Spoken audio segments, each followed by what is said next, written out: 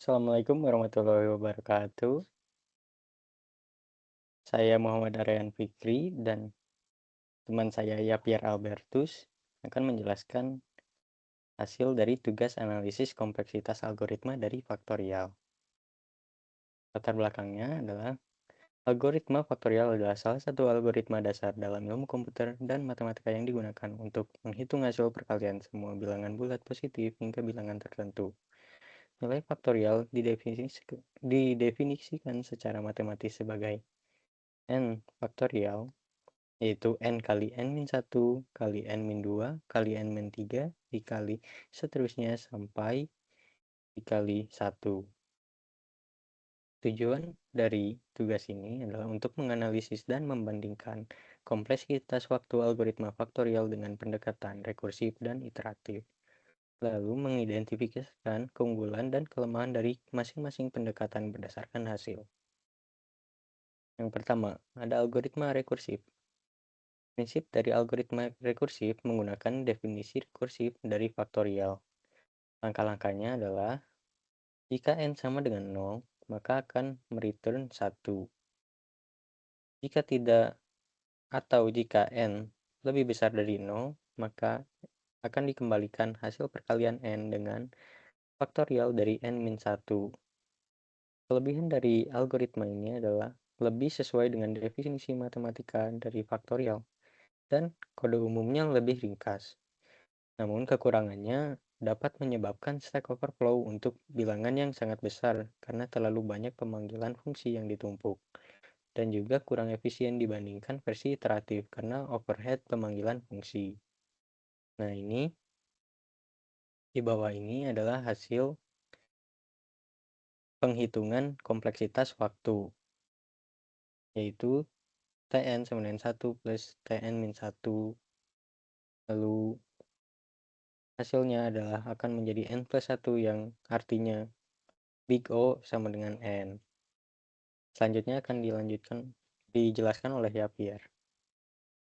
Oke, kemudian ada algoritma iteratif. Di sini prinsipnya yaitu menggunakan perulangan untuk menghitung faktorial secara bertahap. Untuk langkah-langkahnya, pertama inisialisasi variabel hasil dengan 1, kemudian lakukan perulangan dari 1 hingga ke n.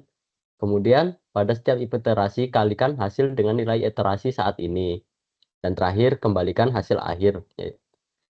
Kelebihannya, umumnya lebih efisien untuk bilangan besar karena menghindari overhead pemanggilan fungsi yang berulang kali. Namun kekurangannya kurang intuitif bagi pemula karena tidak langsung merepresentasikan definisi rekursif dari faktorial. Untuk kompleksitasnya sendiri di sini dapat dilihat yaitu Tn sama dengan sum dari I dimulai dari 1 hingga ke N yang berakhir di 1, maka N merupakan N kompleksitasnya big O N gitu. Yut, untuk kemudian ini adalah hasil graf. Di nomor 1 ada hasil graf dari faktorial secara rekursif. Di sini terlihat bahwa datanya dimulai dari 0, dari berapa itu? 100. Dari 0. Iya, dari 0 ya. Iya. Iya, dari 0 hingga ke 1 pangkat 6 tuh sampai 1.000.000. Semakin banyak data maka yang diolah proses akan menjadi semakin lambat, yaitu sudah di atas dari 400 detik. Kemudian yang kedua ada hasil graf dari faktorial secara iteratif.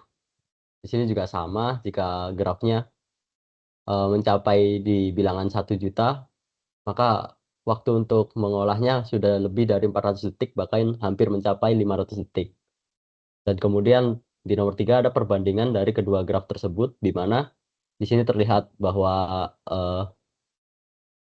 for loop unggul di waktu dalam bilangan yang kecil, namun di tahap akhir rekursif memiliki running time yang lebih kecil daripada looping.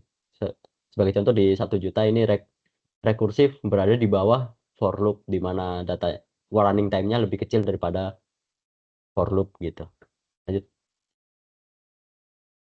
Kesimpulannya meskipun pendekatan rekursif lebih elegan dan sesuai dengan definisi matematis faktorial, Pendekatan iteratif lebih efisien dalam hal waktu dan memori, terutama untuk data besar karena menghindari overhead pemanggilan fungsi dan resiko Stack Overflow. Oleh karena itu, untuk kinerja optimal, pendekatan iteratif lebih disarankan dalam implementasi algoritma faktorial. Sekian dari kelompok kami, terima kasih.